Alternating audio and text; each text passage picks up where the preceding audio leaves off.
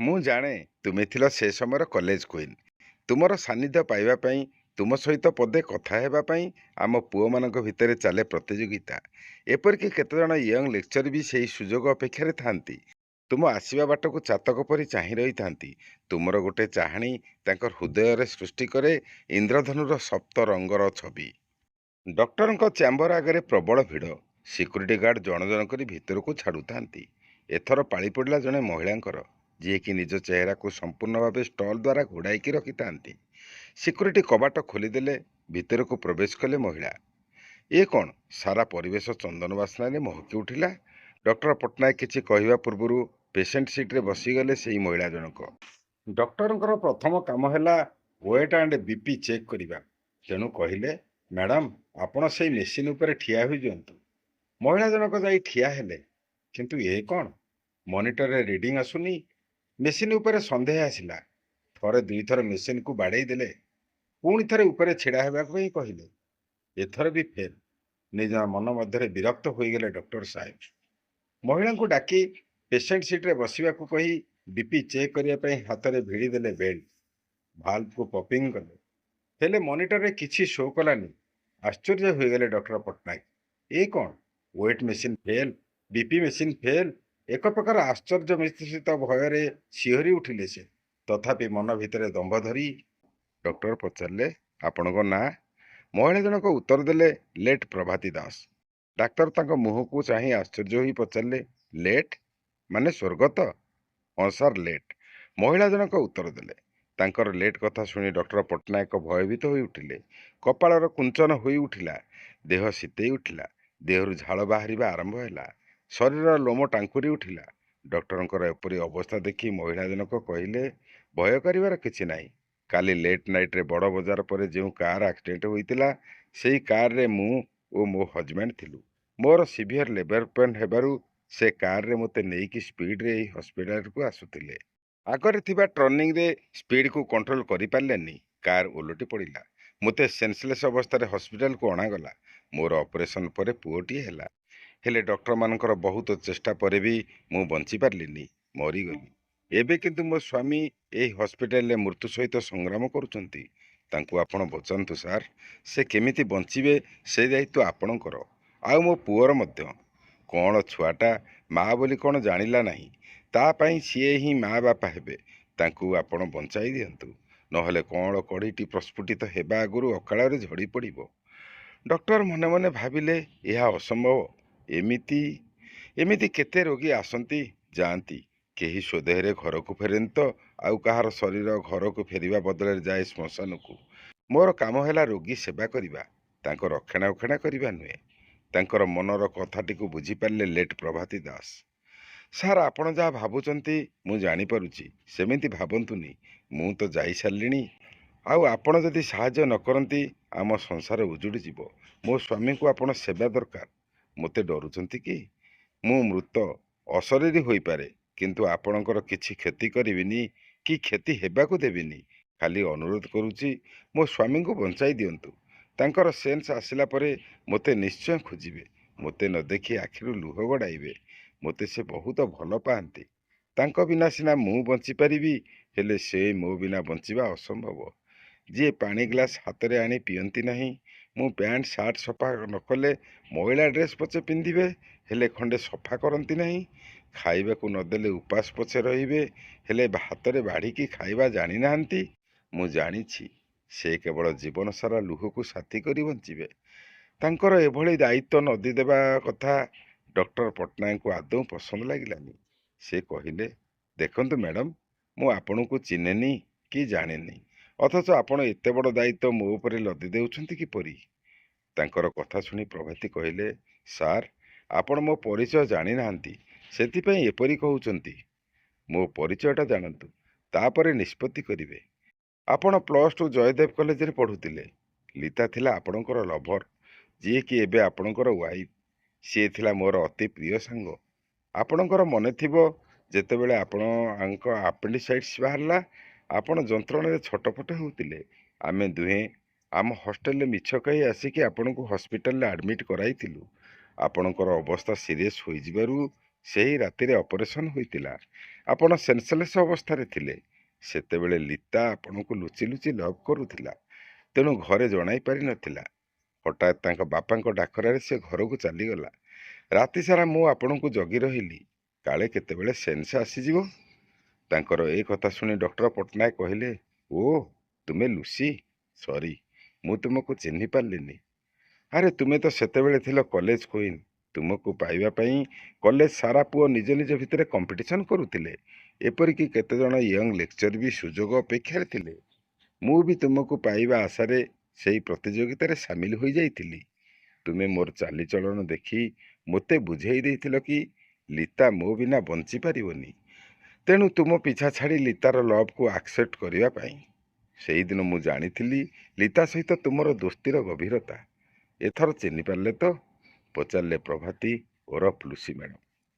Please ମୋତେ ଏତିକି help କରନ୍ତୁ। ଆଉ ଅଧିକ କିଛି ମାଗୁନି ସାର୍। ଆରେ ସାର୍ ନୁହେଁ, ମୁଁ କେବଳ ତୁମ ପାଇଁ ସେଇ ସୁଧୀର, ତୁମର ଫ୍ରେଣ୍ଡ। ହଁ, ତୁମ ହଜବ୍ୟାଣ୍ଡଙ୍କର ପ୍ରଫେସନ୍ କ'ଣ? ସେ ଗୋଟେ ପ୍ରାଇଭେଟ୍ ଇଞ୍ଜିନିୟରିଂ କଲେଜରେ ଲେକ୍ଚର ଅଛନ୍ତି ସାର୍। ସନ୍ତାନର ଜନକ ହେବାର ଅଦମ୍ୟ ଇଚ୍ଛା ତାଙ୍କୁ ମୋହଗ୍ରସ୍ତ କରିଦେଇଥିଲା। ମୋତେ ଟିକେ କଷ୍ଟ ହେଲେ ସେ ବିଚଳିତ ହୋଇପଡ଼ନ୍ତି। ତେଣୁ ଆଗ ପଛ କିଛି ବିଚାର ନ କରି ଅତି ବ୍ୟସ୍ତ ବିବ୍ରତ ହୋଇ ନିଜେ ଗାଡ଼ି ଡ୍ରାଇଭିଂ କରି ଚାଲି ଆସିଲେ। ତାଙ୍କର ବିବ୍ରତ ଯୋଗୁଁ ଆଗରେ ଥିବା ଟର୍ଣ୍ଣିଂ ସମ୍ପର୍କରେ ଜାଣିପାରିଲେନି। ଆଉଟ୍ ଅଫ୍ କଣ୍ଟ୍ରୋଲ ହୋଇ କାର୍ ଓଲଟି ପଡ଼ିଲା। ଆମକୁ ଲୋକାଲ ଲୋକ ଏଠାରେ ପହଞ୍ଚାଇ ଦେଲେ। ମୁଁ ତ ଅଳ୍ପ ସମୟରେ ପୁଅକୁ ଜନ୍ମ ଦେଇସାରି ଦୁନିଆରୁ ବିଦାୟ ନେଲି। ବିଶ୍ୱାସ ହେଉନି ନା? ଯାଆନ୍ତୁ, ପୋଷ୍ଟମର୍ଟମକୁ ଥରେ ଯାଆନ୍ତୁ। ଡକ୍ଟର ସୁଧୀରଙ୍କର ନିଶ୍ୱାସ ପ୍ରଶ୍ୱାସ ବେଳକୁ ବେଳ ପ୍ରଖର ହେଉଥାଏ। ତୁମ ହଜବ୍ୟାଣ୍ଡ ଏବେ କେଉଁଠି? ମେଡିସିନ ୱାର୍ଡରେ, ବେଡ୍ ନମ୍ବର 108। ସୁଧୀର ଚାହିଁଲେ ଲୁସିଙ୍କୁ। ଜାଣିଛ, ମୁଁ ମରିଯିବା ପରେ ମୋ ଅଶରୀରୀ ଆତ୍ମା ଦୌଡ଼ିଗଲା ମୋ ସ୍ୱାମୀଙ୍କ ବେଡ୍ ପାଖକୁ। ସେଇଠି ସିଷ୍ଟରମାନେ କୁହାକୁହି ହେଉଥାନ୍ତି, ୟାଙ୍କର ଗାଇଡ୍ କିଏ? ଆବଶ୍ୟକ ମେଡିସିନ, ଅନ୍ୟ ଜିନିଷ ଆଣିବ କିଏ? ମୁଁ ଅଶରୀରୀ ହୋଇକି ବି ସିଷ୍ଟରଙ୍କ ହାତରୁ ପ୍ରେସ୍କ୍ରିପସନ୍ ନେଇ ଦୌଡ଼ିଲି ମେଡିସିନ ଷ୍ଟୋରକୁ। ଦୋକାନୀ ନିଦ ମଳମଳ ହୋଇ ଉଠି ମୋତେ ମେଡିସିନ, ଇଞ୍ଜେକ୍ସନ, ସାଲାଇନ୍ ଧରାଇ ଦେଇ ଶୋଇଗଲା। ସିକ୍ୟୁରିଟି ସେତେବେଳକୁ ଗେଟ୍ ବନ୍ଦ କରିଦେଇଥାଏ। ମୁଁ ଲୁହା ଗେଟ୍ ଫାଙ୍କରେ ଆସିପାରିଲିନି। ଔଷଧ ଧରି ଗେଟ୍ ସେପଟେ ରହିଗଲି। କ'ଣ କରିବି କିଛି ସ୍ଥିର କରିପାରୁନଥାଏ। ସେପଟୁ ଜଣେ ନର୍ସ ନାଇଟ୍ ଡ୍ୟୁଟିରୁ ବୋଧେ ଆସୁଥିଲେ। ତାଙ୍କୁ ଦେଖିବା ପରେ ମୋ ମନରେ ଆଶା ସଞ୍ଚାର ହେଲା। ତାଙ୍କୁ ଅନୁରୋଧ କରି ସମସ୍ତ ଜିନିଷ ବେଡ୍ ନମ୍ବର 108ରେ ପହଞ୍ଚାଇ ଦେବାକୁ ରିକ୍ୱେଷ୍ଟ କଲି। ଏସି ରୁମ୍ରେ ଥାଇକି ମଧ୍ୟ ସୁଧୀରଙ୍କ ଦେହରୁ ବାହାରୁଥିବା ଝାଳରେ ସେ ସମ୍ପୂର୍ଣ୍ଣ ଓଦା ହୋଇଯାଇଥାନ୍ତି। ପୁଣି ଲୁସି କହିଲେ, ଆରେ ଦେଖ, ମୁଁ ତୁମର କୌଣସି କ୍ଷତି କରିବି ନାହିଁ। ମୋ ଉପରେ ବିଶ୍ୱାସ ରଖ। ତୁମେ ପରା ମୋର। କଥା ଅଧା ରହିଗଲା। ମୁଁ କେବଳ ତୁମକୁ ଅନୁରୋଧ କରୁଛି, ପ୍ଲିଜ୍ ତୁମେ ତାଙ୍କୁ ବଞ୍ଚେଇ ଦିଅ। ସେ ଭଲ ହୋଇ ମୋ ପୁଅର ଯତ୍ନ ନିଅନ୍ତୁ। ପ୍ଲିଜ୍ ସୁଧୀର, ପ୍ଲିଜ୍ ଏତିକି ମୋ ଉପରେ ଦୟା କର। ଡକ୍ଟର ସୁଧୀର କିଛି ସମୟ ଚୁପ୍ ହୋଇଗଲେ। ତାଙ୍କ ମାନସ ପଟରେ ସେହି ଅତୀତର ସ୍ମୃତି ସବୁ ସତେଜ ହୋଇ ଉଠିଲା। ଲିତା ଆଉ ମୋ ସମ୍ପର୍କ ତାଙ୍କ ଘରେ କେହି ଜାଣିନଥିଲେ। ଆମେ ଲୁଚି ଲୁଚି ପ୍ରେମରେ ମାତି ଯାଇଥିଲୁ। ସେଦିନ ହଠାତ୍ ମୋ ପେଟରେ ପ୍ରବଳ ପେନ୍ ହେଲା। ବହୁତ କଷ୍ଟ ହେଲା ସେ ଯନ୍ତ୍ରଣା। ଦୁହେଁ ମିଶି ମୋତେ ମେଡ଼ିକାଲ ନେଇଯାଇଥିଲେ। ରାତି ଅଧିକ ହେବାରୁ ତା ବାପା ତାକୁ ଫୋନ୍ କଲେ। ସେ ଡରି ଡରି ଲୁସି ଦାୟିତ୍ୱରେ ମୋତେ ଛାଡ଼ିକି ଯାଇଥିଲା। ଏଇ ଲୁସି ସାରା ରାତି ଅନିଦ୍ରା ରହି ମୋ ସେବା କରିଥିଲା। ରାତି ପାହିଲା ବେଳକୁ ମୋ ସେନ୍ସ ଫେରି ଆସିଥିଲା। ତଥାପି ଏ ଛାଡ଼ିକି ଯାଇନଥିଲା। କହିଥିଲା, ତୁମ ଘର ଲୋକ ନ ଆସିବା ପର୍ଯ୍ୟନ୍ତ ମୁଁ ଏହିଠାରେ ରହିବି। ଅନେକ ସାଙ୍ଗ ଆସନ୍ତି, ଦେଖିକି ଯାଆନ୍ତି। ହେଲେ କେବଳ ଲୁସି ମୋର ଏଭଳି ସାଙ୍ଗ ଥିଲା ଯିଏକି ଅଖିଆ ଅପିଆ ମୋ ସେବା ଯତ୍ନ କରିଥିଲା। ଲୁସି ଓର ପ୍ରଭାତୀ ତଳକୁ ମୁହଁ କରି ବସିଥାନ୍ତି। ଡକ୍ଟର ସୁଧୀର କହିଲେ, ତୁମେ ବ୍ୟସ୍ତ ହୁଅନି, ମୁଁ ତୁମ ସ୍ୱାମୀଙ୍କର ସମସ୍ତ ଦାୟିତ୍ୱ ନେଉଛି। ଏବେ ତୁମେ ଆସିପାର। ଆଉ ମୋ ପୁଅ? ଲୁସି ପଚାରିଲେ। ହଁ, ତାର ବି, ଉତ୍ତର ଦେଲେ ଡକ୍ଟର ସୁଧୀର। କୃତଜ୍ଞତା ଜଣାଇ ଠିଆ ହେଲା ଲୁସି। ହଠାତ୍ ଘର ଭିତରେ କୁଆଡ଼େ ମିଳେଇଗଲେ ସେ। ଭୟରେ ଶିହରି ଉଠିଲେ ଡକ୍ଟର ସୁଧୀର। ଟିକେ ଫ୍ରି ହେଲା ପରେ ମେଡିସିନ ୱାର୍ଡକୁ ଗଲେ ସେ। ସେତେବେଳକୁ ଲୁସି ସ୍ୱାମୀଙ୍କର ସେନ୍ସ ଫେରି ଆସିଥାଏ। ତାଙ୍କ ମୁଖମଣ୍ଡଳରୁ ଯନ୍ତ୍ରଣାର ଚିତ୍ର ସ୍ପଷ୍ଟ ବାରି ହୋଇ ପଡ଼ୁଥାଏ। ସେହି ଯନ୍ତ୍ରଣା ଭିତରେ ନର୍ସକୁ ହାତ ଠାରି ଡାକି ପଚାରିଲେ କି ତାଙ୍କ ସ୍ତ୍ରୀ କିପରି ଅଛନ୍ତି। ନର୍ସ ବୁଝାଇ କହିଲେ କି ତୁମର ପୁଅ ହୋଇଛି, ବେଶ୍ ସୁସ୍ଥ ଅଛନ୍ତି। ଲୁସି ମୋ ପାଖକୁ ଆସୁନାହିଁ କାହିଁକି? ଡକ୍ଟର ପହଞ୍ଚିଲେ ୱାର୍ଡରେ। ନର୍ସମାନେ ସ୍ୱାଗତ ଜଣାଇଲେ। ଏତେ କଷ୍ଟ ପରେ ବି ଡକ୍ଟରଙ୍କୁ ଦେଖି ଦୁଇ ହାତ ଯୋଡ଼ିଲେ ସେ। ଡକ୍ଟର ପେସେଣ୍ଟର ଫାଇଲ ମଗାଇ ଡିଟେଲ୍ସ ଦେଖିଲେ। ଷ୍ଟେଥୋ ପକାଇ ଚେକ୍ କରି କିଛି ମେଡିସିନ ଲେଖିଦେଲେ ଏବଂ କହିଲେ ଏଇ ପେସେଣ୍ଟର ଟ୍ରିଟମେଣ୍ଟରେ ଯେପରି ଟିକେ ବି ନେଗ୍ଲେକ୍ଟ ନ ହୁଏ, ସେଥିପ୍ରତି ସମସ୍ତେ ଦୃଷ୍ଟି ଦେବ। ଏ ମୋର ଜଣେ ଅନ୍ତରଙ୍ଗ ବନ୍ଧୁ। ୟାଙ୍କ ପାଇଁ ଯାହା କିଛି ଖର୍ଚ୍ଚ ହେବ ମୁଁ ଦେବି। ଏହାଙ୍କ ପାଖେ ପାଖେ ଜଣେ ଲେଖା ସିଷ୍ଟର ଡ୍ୟୁଟି କରିବ। ଆଉ ସେ ଲେଡିଙ୍କ ଡେଡ୍ ବଡି ଦେଖିଛ? ନା ସାର୍, ସେ ଲେଡି ୟାଙ୍କର ୱାଇଫ୍। ନର୍ସ ଇସାରାରେ କହିଲେ। ବି କେୟାରଫୁଲ୍, ଏ କଥା ଯେପରି ପେସେଣ୍ଟ ନ ଜାଣେ, ତାଗିଦ କରି କହିଲେ ଡକ୍ଟର ସୁଧୀର। ଲୁସିର ଡେଡ୍ ବଡି ଦେଖିବା ପାଇଁ ପୋଷ୍ଟମର୍ଟମ ରୁମ୍କୁ ଗଲେ। ସାଙ୍ଗରେ ଥିବା ସିଷ୍ଟର ଡେଡ୍ ବଡିକୁ ଚିହ୍ନାଇ ଦେଲେ। ରକ୍ତ ଜୁଡୁବୁଡୁ ଶବଟା ତଳେ ଥୁଆ ହୋଇଛି। ଶବ ମୁହଁରୁ କପଡ଼ା ଖୋଲିଦେଲେ। ଅବିକଳ ସେଇ ଚେହେରା, ଯାହା ସହିତ ଏଇ କିଛି ମିନିଟ୍ ପୂର୍ବରୁ କଥାବାର୍ତ୍ତା ହେଉଥିଲେ। ଶୀତେଇ ଉଠିଲା ଦେହ ତାଙ୍କର। ଆଗରୁ କେତେ ଶବ ଦେଖିଛନ୍ତି, ନିଜେ ପୋଷ୍ଟମର୍ଟମ ବି କରିଛନ୍ତି, ହେଲେ କେବେ ବି ମନରେ ନର୍ଭସନେସ୍ ଫିଲ୍ କରିନାହାନ୍ତି। ଆଜି କାହିଁ ଏମିତି ଲାଗୁଛି, ଗୋଡ଼ ହାତ ଅବଶ ଲାଗୁଛି, ଦେହ ଝିମଝିମ ହୋଇଯାଇଛି। ସେଠୁ ବାହାରି ଆସିଲେ ସେ। ସାଥୀ ଡକ୍ଟରଙ୍କୁ ଡାକି ପୋଷ୍ଟମର୍ଟମ ଦାୟିତ୍ୱ ଦେଇ ଚାଲିଲେ ପେଡିଆଟ୍ରିକ୍ ୱାର୍ଡକୁ। ଶିଶୁଟିର ଫାଇଲ ମଗାଇ ତନ୍ନ ତନ୍ନ କରି ଦେଖିଲା ପରେ ଫୋନ୍ କରି ଡାକିଲେ ଲିତାଙ୍କୁ। ଲିତା ଆସିବା ପରେ ନ୍ୟୁ ବର୍ଣ୍ଣଟିକୁ ଧରାଇ ଦେଲେ ତାଙ୍କୁ। କିନ୍ତୁ ଶତ ଚେଷ୍ଟା ପରେ ବି ବଞ୍ଚାଇ ପାରିଲେନି ଲୁସିର ସ୍ୱାମୀକୁ। ଶିଶୁ ପୁତ୍ରକୁ ପାଇ ଲିତାଙ୍କର ଖୁସି କହିଲେ ନ ସରେ। ଯେଉଁ ସନ୍ତାନ ସୁଖ ପାଇବା ତାଙ୍କ ପାଇଁ ଅସମ୍ଭବ ହୋଇଥିଲା, ତାହା ଆଜି ଲୁସି ପାଇଁ ସମ୍ଭବ ହୋଇପାରିଲା। ୟୁଟ୍ରସ୍ ଟ୍ୟୁମର ଯୋଗୁଁ ସବୁଦିନ ପାଇଁ ଗର୍ଭାଶୟକୁ ହରାଇ ସାରିଥିଲେ ସେ। ବଂଶ ରକ୍ଷା ପାଇଁ କେଉଁ ଅନାଥ ଆଶ୍ରମ ଉପରେ ଭରସା କରିବା ବ୍ୟତୀତ ଅନ୍ୟ ଉପାୟ ନଥିଲା ତାଙ୍କର। ହେଲେ ନିଜ ବାନ୍ଧବୀର ପୁଅକୁ ପାଇଲା ପରେ ସବୁ ଟେନ୍ସରୁ ମୁକ୍ତି ହୋଇଗଲେ ସେ। ଡ୍ରଇଂ ରୁମ୍ରେ ଦୁଇ ଜଣ ଯାକ ବସି ଲୁସି ବିଷୟରେ କଥା ହେଉଥାନ୍ତି।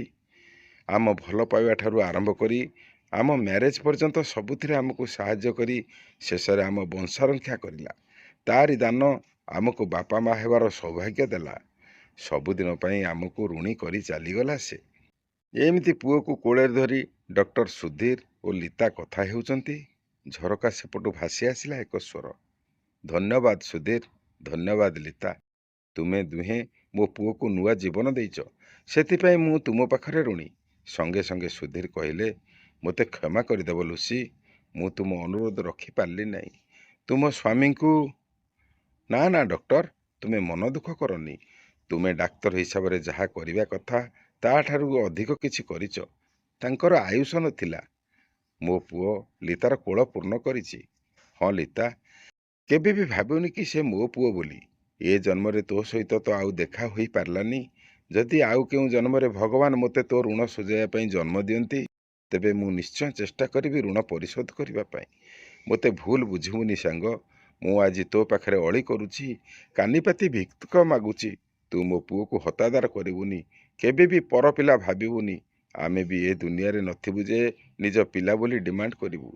ତୋତେ ମୋ ଛୁଆ ଲାଗିଲା, ତା ମୁହଁ ଦେଖିବା ପୂର୍ବରୁ ମୁଁ ତ ଦୁନିଆ ଛାଡ଼ି ଅନ୍ୟ ଏକ ଦୁନିଆରେ ଅତିଥି। ଚାଲିଲୁ ଏଥର ମୁକ୍ତ। କେବଳ ମୁଁ ନୁହେଁ, ଆମେ ଦୁହେଁ ଆଜି। ମୁଁ ମୋ ପୁଅକୁ ଶେଷ ଥର ପାଇଁ ଟିକେ ଦେଖିବାକୁ ଚାହୁଁଛି। ଲିତା, ତୁ ତାକୁ ଝରକା ପାଖକୁ ଟିକେ ଆଣ, ମୁଁ ଶେଷ ଥର ପାଇଁ ଦେଖିଦେଇ ଯିବି। ଆଉ ମୁଁ କେବେ ବି ଆସିବିନି, କାଳେ ମୋ ନଜର ପଡ଼େ ତାର କି ତୁମର କିଛି ଅନିଷ୍ଟ ଘଟିବ। ତେଣୁ ଶେଷ ଥର ପାଇଁ ଦେଖିଦେଇ ଯିବି। ଯାଉଛି ଲିତା, ଯାଉଛି ସୁଧୀର। ମୋ ପୁଅ ତୁମକୁ ଲାଗିଲା। ବିଦାୟ। ଯଦି ମୋର ଏ କାହାଣୀଟି ଆପଣଙ୍କୁ ପସନ୍ଦ ହୋଇଥାଏ, ତେବେ ଲାଇକ୍, ସବସ୍କ୍ରାଇବ୍, ସେୟାର କରିବାକୁ ଭୁଲିବେ ନାହିଁ।